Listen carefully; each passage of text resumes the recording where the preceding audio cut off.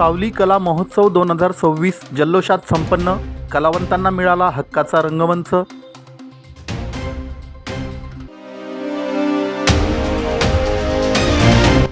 धुळे जिल्हा परिषद आयोजित क्रीडा व सांस्कृतिक स्पर्धेचा बक्षीस समारंभ स्टेडियममध्ये संपन्न.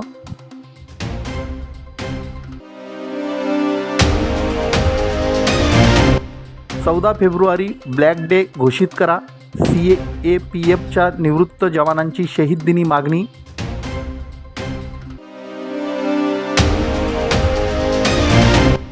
आणि जुने धुळे परिसराला समस्यांचा विळखा. नागरिकांचं नवनिर्वाचित महापौरांना साकडे. अखिल भारतीय मराठी शाहीर परिषद व सावली वृद्धाश्रम यांच्या संयुक्त विद्यमाने हिरेभवन धुळे येथे आयोजित सावली कला महोत्सव 2026 मोठ्या उत्साहात आणि जल्लोषात संपन्न झाला. धुळे शहर व जिल्ह्यातील नवोदित कलावंतांच्या सुप्त गुणांना चालना मिळावी, त्यांच्या कलेला प्रोत्साहन मिळावं, तसेच सामाजिक जाणीवा दृढ व्हाव्यात या उद्देशाने महोत्सवाचं आयोजन करण्यात आलं होतं. कार्यक्रमाचं उद्घाटन धुळे शहराचे आमदार अनुप अग्रवाल यांच्या हस्ते दीप प्रज्वलन करून करण्यात आलं. अध्यक्षस्थानी परिषदेचे कार्याध्यक्ष शाहीर सम्राट देवानंद माळी हे उपस्थित होते. कार्यक्रमाला प्रमुख पाहुणे म्हणून नवनिर्वाचित महापौर मायादेवी परदेशी, शाहीर विनोद Dhage, Mahadev Pardeshi, civil surgeon doctor Dattatray Degaonkar, Atul Nikam, Jagdish Devpurkar, Shahir Gambhir Borse यांच्यासह विविध क्षेत्रातील मान्यवर उपस्थित होते. उद्घाटन प्रसंगी आमदार अग्रवाल यांनी कला ही समाज परिवर्तनाची प्रभावी शक्ती असल्याचं सांगत अशा सांस्कृतिक उपक्रमांमुळे विद्यार्थ्यांमध्ये आत्मविश्वास वाढून नव्या पिढीला योग्य दिशा मिळते असं प्रतिपादन केलं. अध्यक्षीय भाषणात देवानंद माळी यांनी शाहिरी परंपरेचा गौरवशाली वारसा अधोरेखित करत समाज प्रबोधनासाठी कला जिवंत ठेवणं ही काळाची गरज असल्याचं नमूद केलं. महोत्सवात धुळे जिल्ह्यातील विविध शाळा, महाविद्यालये आणि सांस्कृतिक संस्थांनी उत्स्फूर्त सहभाग नोंदविला. विशेषतः शालेय विद्यार्थ्यांनी नृत्य, देशभक्तीपर गीते, समूह गायन, लघुनाट्य आणि लोकनृत्याच्या माध्यमातून आपली कला सादर करत उपस्थितांची मने जिंकली. विविध सादरीकरणांना प्रेक्षकांनी टाळ्यांच्या कडकडाटात दाद दिली आणि सभागृहात उत्साहपूर्ण वातावरण निर्माण झालं. महोत्सवात नृत्य, गायन, सामूहिक नृत्य, नाटक, लोककला, शाहिरी आणि काव्यवाचन आदी विविध कला प्रकारांचे बहारदार सादरीकरण करण्यात आले. कवी राजीव हाके, दत्तात्रय कल्याणकर, गुलाबराव मोरे यांनीही प्रभावी काव्यरचनांनी रसिकांची दाद मिळविली. उपस्थित मान्यवरांनी आयोजकांचं कौतुक करीत अशा सांस्कृतिक उपक्रमांना सातत्याने पाठिंबा देण्याचं आश्वासन दिलं. कार्यक्रमाचं प्रास्ताविक आप्पा खताळ यांनी केलं. सूत्रसंचालन प्राध्यापक डॉक्टर मोहन मोरे यांनी तर आभार प्रदर्शन सुरेश चत्रे यांनी केलं. सावली कला महोत्सव 2026 मुळे धुळे शहर व जिल्ह्यातील शालेय विद्यार्थी व नवोदित कलाकारांना आपल्या कलागुणांचं सादरीकरण करण्याची सुवर्ण संधी मिळाली. या महोत्सवामुळे जिल्ह्यातील सांस्कृतिक चळवळीला नवं बळ मिळाल्याची भावना उपस्थितांनी व्यक्त केली. आणि त्याचा एस्टिमेट ताबडतोब बनवून घ्या. महिन्याभराच्या आत तुम्हाला त्या ठिकाणी वॉल कंपाऊंड आम्ही करून देऊ.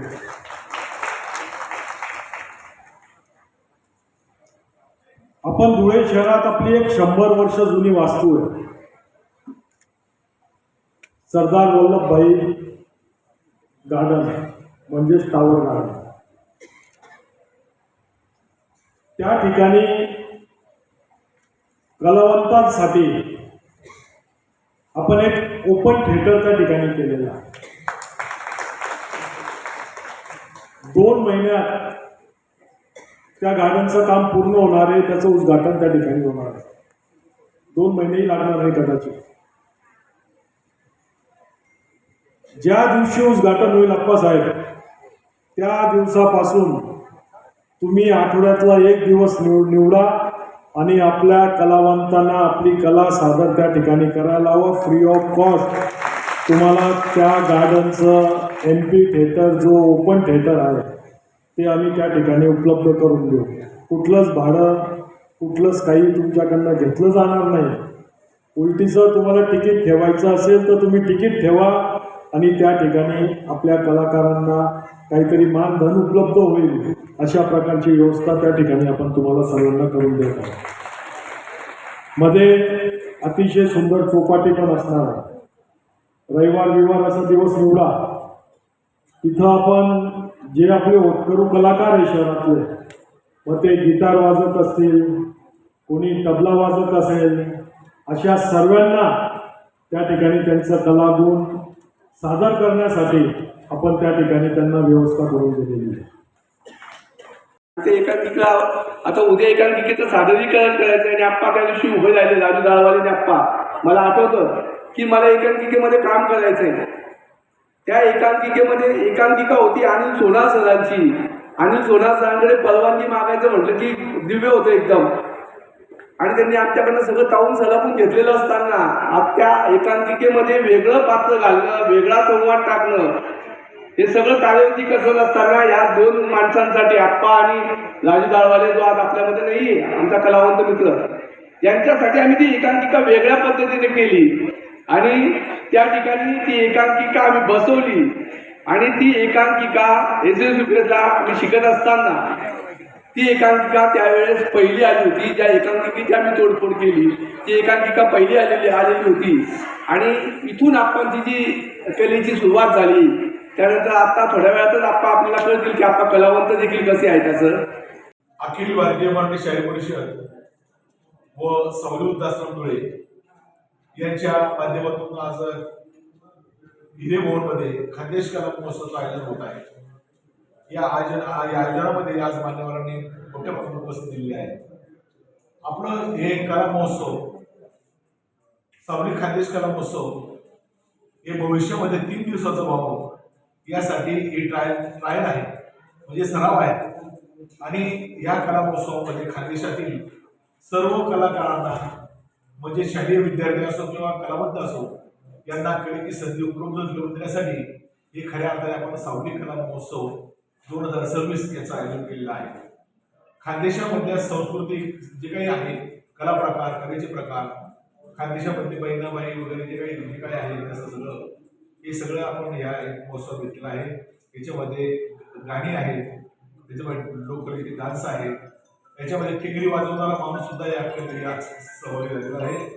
आजच्या या कार्यक्रमामध्ये मोठ्या प्रमाणात या मान्यवरांना उपस्थिती दिलेली आहे. मी महाराष्ट्र न्यूज चॅनलच्या बातमीपत्रास लाईक, शेअर, सबस्क्राईब करा. सोबतच बेल आयकॉन प्रेस करायला विसरू नका. पाहत राहा मी महाराष्ट्र चॅनल. धुळे जिल्हा परिषदेच्या वतीनं अधिकारी व कर्मचाऱ्यांसाठी जिल्हास्तरीय क्रीडा व सांस्कृतिक स्पर्धेचं आयोजन करण्यात आलं होतं. या स्पर्धा धुळे जिल्हा क्रीडा संकुलातील मैदानावर दिनांक 12 ते 14 फेब्रुवारी दरम्यान पार पडल्या. या स्पर्धेत विविध क्रीडा प्रकारांचा समावेश होता. यात वैयक्तिक आणि सांघिक क्रीडा स्पर्धा झाल्या. त्या स्पर्धेतील सर्व प्रकारांमधील प्रथम, द्वितीय आणि तृतीय विजेत्यांना समारोप समारंभात मान्यवरांच्या हस्ते बक्षिसे देऊन सन्मानित करण्यात आलं. याप्रसंगी मंचावर कार्यक्रमाचे अध्यक्ष अतिरिक्त मुख्य कार्यकारी अधिकारी राजेश इंगळे, सौ योगिता इंगळे, अतिरिक्त उपमुख्य कार्यकारी अधिकारी चंद्रकांत साबळे, उपमुख्य कार्यकारी अधिकारी स्नेहा पवार, जयश्री साळवे, सीताराम चौधरी, नितीन खंडेराय, समाज कल्याण अधिकारी, शिक्षणाधिकारी डॉक्टर मनीष पवार, गणेश चौधरी, शशिकांत सोनवणे, प्रदीप पवार, सामान्य प्रशासन विभागातील कनिष्ठ प्रशासन अधिकारी दिनेश महाले, किशोर पगारे, प्रशासन अधिकारी रंजना साळुंके, लेखाधिकारी स्वरांजली पिंगळे आदी मान्यवर उपस्थित होते.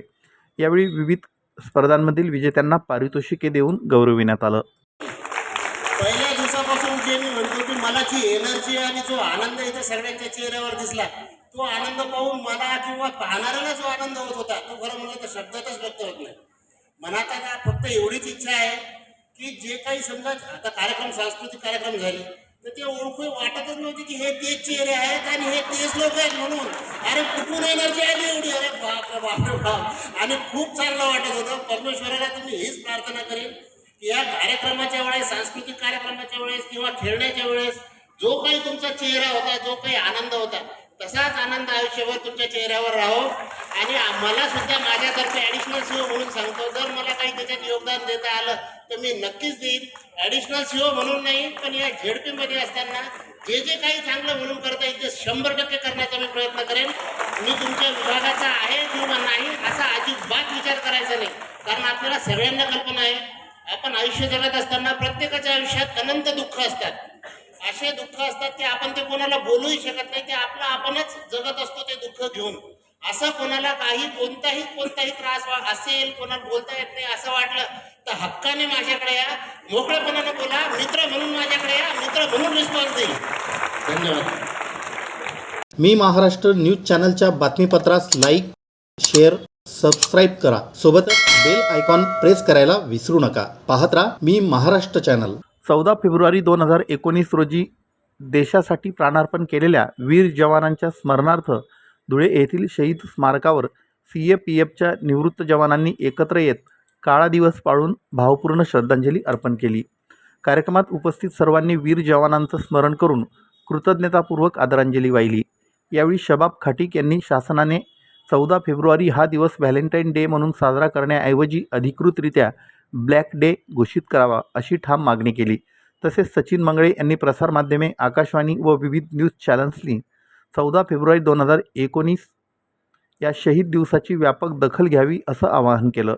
याप्रसंगी CAPFच्या विविध फोर्सेसमधील सेवानिवृत्त जवानांमध्ये धनराज बोरसे, RJ निकम, MR कोळी, शबाब खाटीक, सचिन मंगळे, राजेंद्र भांबरे, उत्तम बिराडे, मच्छिंद्र खैरनार, चंद्रकांत खैरनार, आशिष गजभिये, चैत्राम पाटील, दिनेश साळुंखे, भागवतराव नागापुरे आदींची उपस्थिती होती.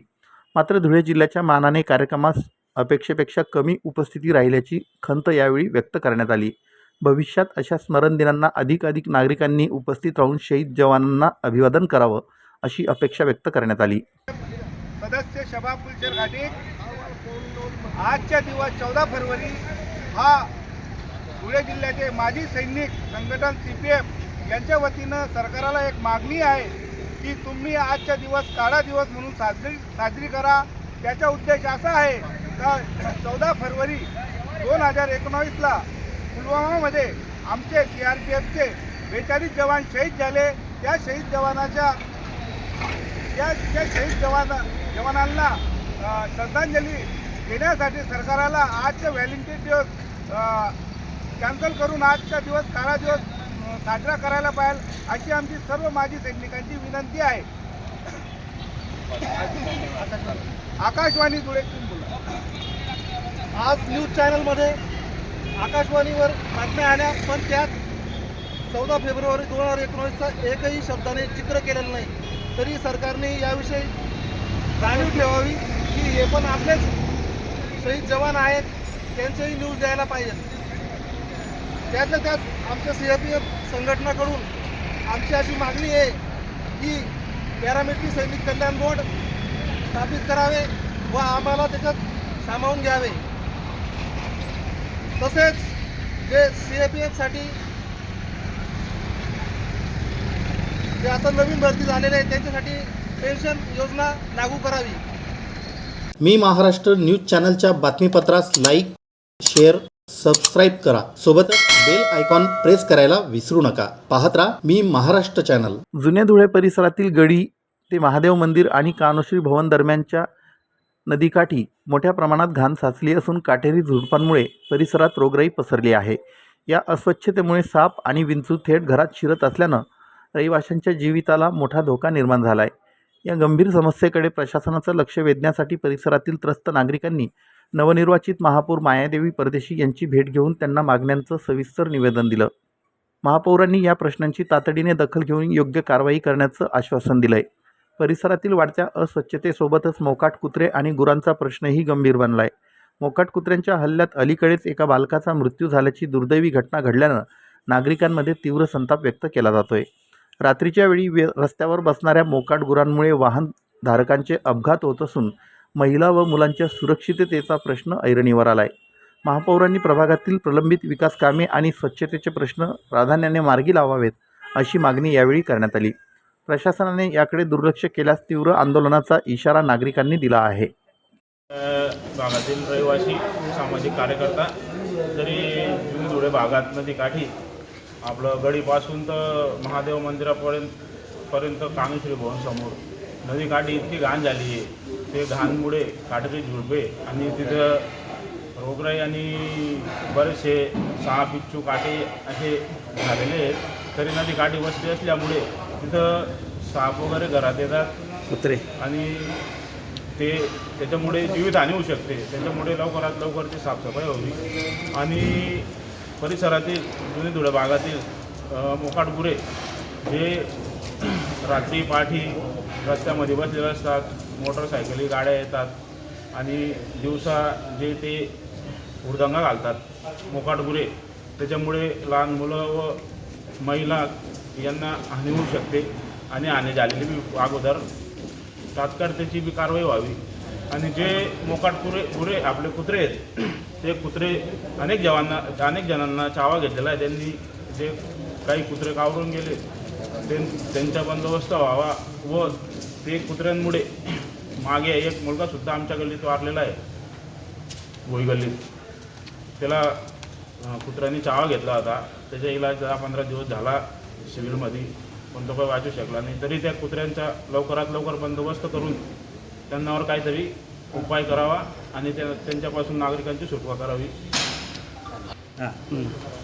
नवीन निर्वाचित महापौरांना प्रभागात सोयीसुविधा सर्व जे काही काम रखडले ते लवकरात लवकर पूर्ण व्हावे असे विषयाचे निवेदन आम्ही नवीन निर्वाचित महापौरांना दिलेले आहे. तरी त्यांनी आश्वासन दिले की लवकरात लवकर पूर्ण करतो असं. मी महाराष्ट्र न्यूज चॅनलच्या बातमीपत्रास लाईक, शेअर, सबस्क्राईब करा. सोबतच बेल आयकॉन प्रेस करायला विसरू नका. पाहत राहा मी महाराष्ट्र चॅनल.